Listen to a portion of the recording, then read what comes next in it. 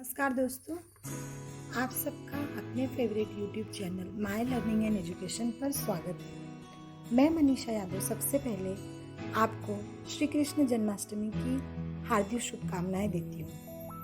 मथुरा के राजा उग्रसेन के पुत्र कंस ने अपनी बहन देवकी का विवाह वासुदेव के साथ बड़े ही धूमधाम से रचाया था। विवाह के बाद जब कंस ने देवकी की विदाई की तब एक आकाशवाणी हुई, हे कंस, देवकी की 8वीं संतान तेरे मृत्यु का कारण बनेगी।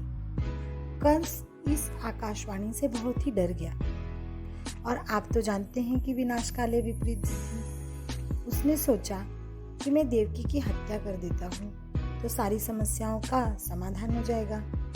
लेकिन फिर वो अपने आप को वीर पुरुष समझता था। उसने सोचा कि यदि मैं अपनी बहन की हत्या कर दूंगा तो समाज में मेरी बहुत बदनामी होगी, इसलिए उसने देवकी की हत्या नहीं की, परंतु उसने देवकी को कारागार में डाल दिया और एक एक करके उसके पुत्रों की हत्या करने लगा। उसे मन ही मन लग रहा था कि वह देवकी के 8वें पुत्र को मारकर अमर हो जाएगा। उसे तो बस इंतजार था देवकी के 8वें पुत्र का। जब देवकी की 8वीं संतान गर्भ में थी तब पहरा और सख्त कर दिया गया। सैनिकों को कड़ी से कड़ी निगरानी करने की सूचना दे दी गई। प्रभु की लीला तो हम सब जानते हैं। जन्म के शुभ अवसर पर सभी दरवाजे खुल गए, सभी तैनात सैनिक सो गए। आसमान से सभी देवी देवता बाल कृष्ण विष्णु के 8वें अवतार का दर्शन करने के लिए फूलों की वर्षा करने लगे। वासुदेव ने अपना पिता धर्म निभाते हुए सोचा, मेरे इस पुत्र की रक्षा करना मेरा प्रथम कर्तव्य है, और उन्होंने श्री कृष्ण को गोकुल में नंद बाबा के घर पहुंचाने का निर्णय लिया।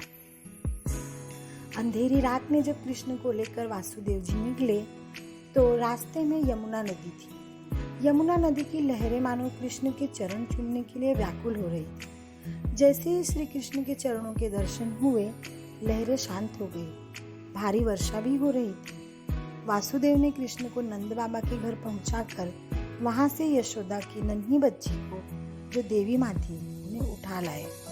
जैसे ही वो बच्ची को लेकर कारागार पहुंचे, सारे दरवाजे बंद हो गए।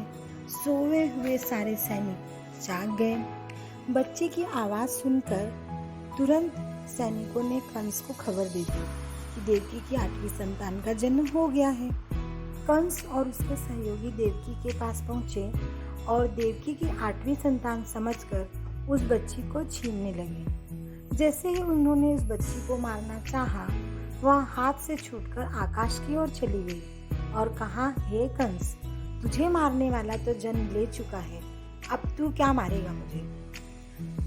तुरंत कंस ने देवकी को पूछा कि ये क्या लीला रचाई है तुम लोगों ने, तेरा पुत्र कहाँ छुपा रखा है तुमने, मुझे उसका पता बता।